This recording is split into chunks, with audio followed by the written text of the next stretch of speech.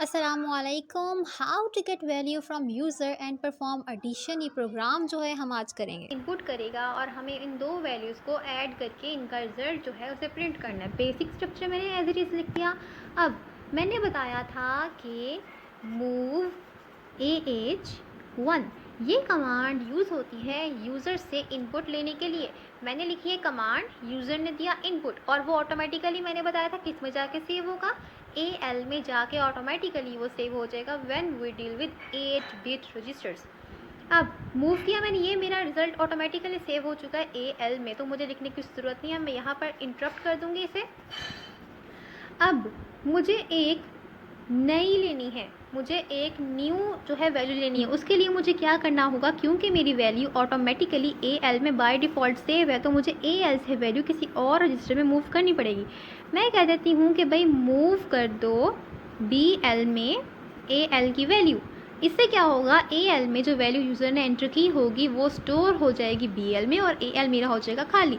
फिर मैं दोबारा कह दूँगी कि भाई मूव कर दो आप AH1, यानी कि यूज़र से अगली वैल्यू इनपुट लो। यूज़र ने अगली वैल्यू इनपुट दी, वो किस में ऑटोमेटिकली जाकर सेव हुई, AL में। ठीक हो गया। इसको साथ ही मैं इंटरप्ट कर दूँ, इंटरप्ट 21H कर दिया।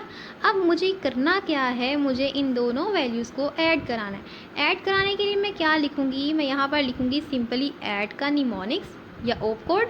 मैं लिख दूँगी ऐड कर दो BL और AL को, इन दोनों को ऐड कर दो। इनको ऐड करके इसका रिज़ल्ट जो है BL में सेव कर दो। अब इसका रिज़ल्ट क्योंकि सेव होगा BL में जाके, ये बताया था कि BL में सेव हो गया इसका रिज़ल्ट। अब क्योंकि हम यहाँ नंबर्स में बात कर रहे हैं, हम एडिशन मतलब हम अरिथमेटिक ऑपरेशंस परफॉर्म कर रहे हैं, न्यूमेरिक डीलिंग कर रहे हैं, आंसर हमारा न्यूमेरिक आना है, तो किस में आएगा, आस्की कोड में आएगा। तो हमें आस्की कोड को ध्यान रखना होगा। अब इसमें जो भी आंसर आया है मुझे क्या करना है, उसको सब्ट्रैक्ट करवा देना है। उसमें से 48 को सब्ट्रैक्ट करवा देना है। ये क्यों करवाया है मैं आपको बताती हूँ।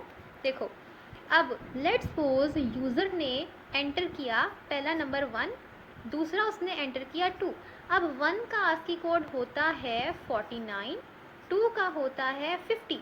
इसको ऐड करो, कितना हो गया, हमने कहा था इनको ऐड करना है। यहाँ पे क्या आता है 3 और आस्की कोड को ऐड करो तो क्या आता है 99। अब मेरे पास आस्की कोड आ गए 99, डिस्प्ले होगा 99। मुझे चाहिए 3 का आस्की कोड, मुझे 3 डिस्प्ले कराना है जिसका आस्की कोड है 51।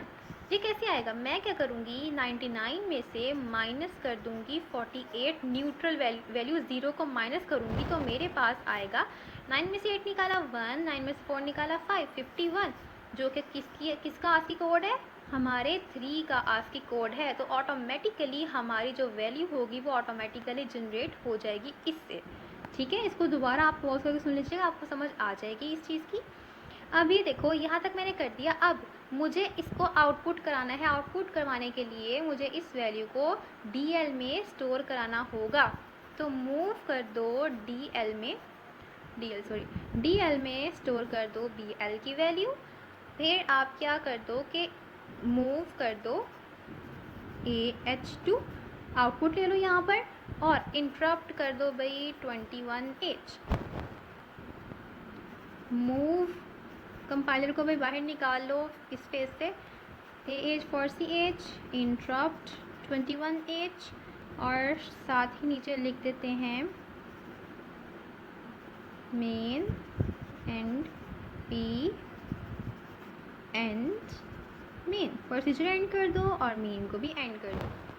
ठीक हो गया। दोबारा बता देती हूँ, ये कमांड हमने दी जिससे यूज़र ने वैल्यू एंटर कर दी।